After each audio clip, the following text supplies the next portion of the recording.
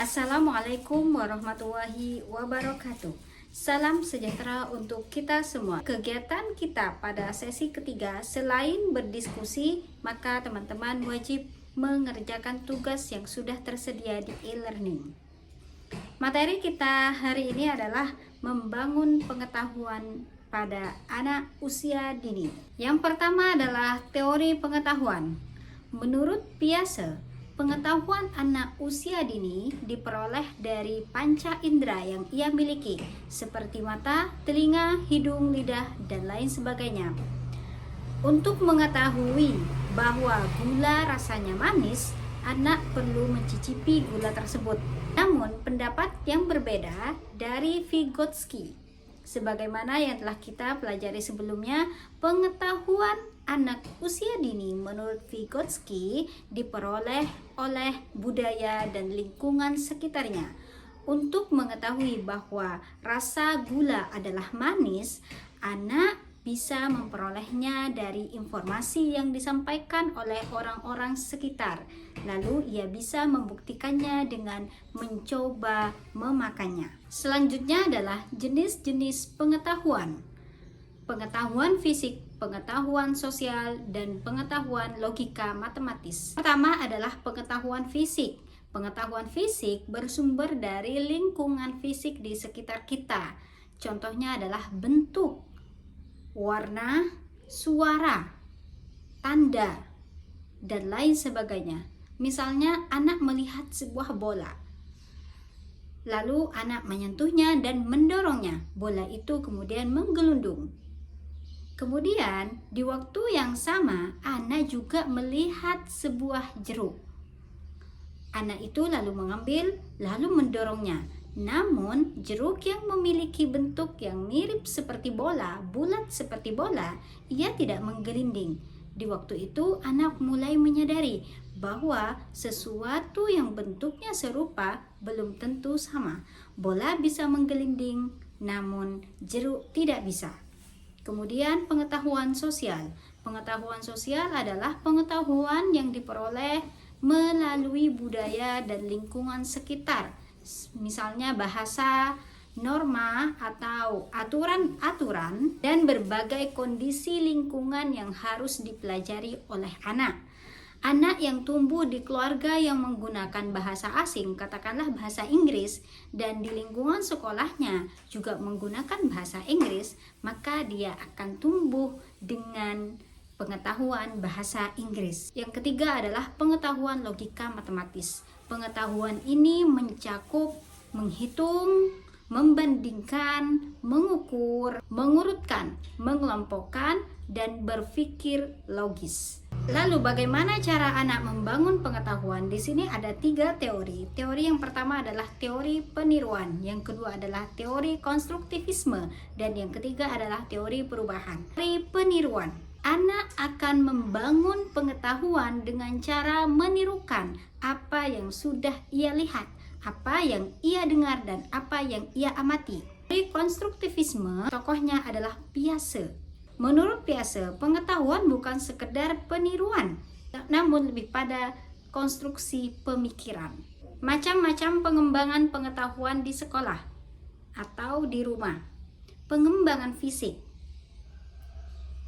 Pengembangan fisik ini bisa dilakukan dengan mengenalkan pada berbagai bentuk, mengenalkan pada berbagai warna, mengenalkan pada berbagai nama-nama hewan, nama-nama tumbuhan, pada berbagai tekstur, pengenalan pada berat dan ringan, pengenalan pada bau, pengenalan pada hewan, dan lain sebagainya. Sedangkan pengembangan logika matematis, guru-guru bisa mengembangkan dengan berhitung. Misalnya, kalau pada usia anak dini, anak mulai dikenalkan dengan hitungan, mengenalkan angka 0 sampai angka 10 terlebih dahulu. Baru kemudian meminta anak untuk menirukan dengan menulis angka 0, angka 1, angka 2 secara berurutan. Atau bisa dengan cara memecahkan masalah.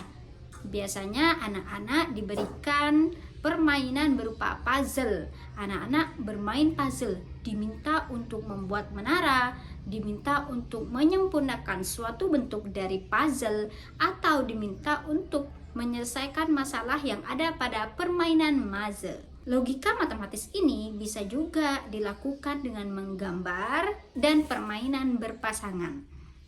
Kemudian yang terakhir adalah pengembangan sosial. Pengembangan sosial ini bisa dilakukan dengan bermain peran. Ketika bermain peran, anak akan berupaya untuk mengembangkan bahasa mereka, mengembangkan komunikasi mereka dengan teman-temannya, tentu dengan bahasa yang mereka miliki. Dalam pengembangan pengetahuan sosial, guru bisa juga mengajukan pertanyaan atau mempersilahkan anak-anak untuk bertanya, menjawab, dan mengikuti. Lalu bagaimana proses pembelajaran untuk mengembangkan pengetahuan anak usia dini dengan maksimal? Dapat berbagai pendekatan pembelajaran pada anak usia dini, misalnya dengan pembelajaran active learning atau learning by doing. Di sini anak-anak bisa melakukan eksplorasi atau memecahkan masalah, berkreasi, berkolaborasi, dan berlatih berkomunikasi. Dengan pendekatan integrated study atau sistem pembelajaran yang menghubungkan antara satu pelajaran dengan pelajaran yang lainnya, yaitu dengan membandingkan antara objek satu dengan objek yang lainnya. Yang ketiga adalah teori perubahan. Pengetahuan berkembang dengan mempelajari bagaimana suatu objek bergerak, berubah posisi dan bentuk, dan posisi objek akan berubah saat dihubungkan dengan objek yang lain. Misalnya, integrated study. Contoh dari integrated study adalah peran guru dalam membangun pengetahuan anak usia dini. Jika pendekatan pembelajaran yang dipakai adalah seperti pendekatan active learning atau learning by doing, dan guru di sini bisa berperan sebagai motivator, fasilitator, atau model atau teman bermain. Jadi ketika guru berperan sebagai motivator, fasilitator, model, kemudian teman bermain, di sini artinya guru menempatkan peserta didik sebagai subjek. Peserta didik dapat aktif dalam pengalaman pembelajaran. Baik, ini saja dari saya. Silakan teman-teman bisa membaca slide yang sudah saya upload. Untuk video yang akan saya upload selanjutnya adalah tentang kurikulum yang berlaku saat ini dan bagaimana mengimplementasikannya pada anak usia dini. Video tersebut bisa membantu teman-teman dalam melaksanakan tugas yang ada pada sesi 3. Sekian, Assalamualaikum warahmatullahi wabarakatuh. Terima kasih.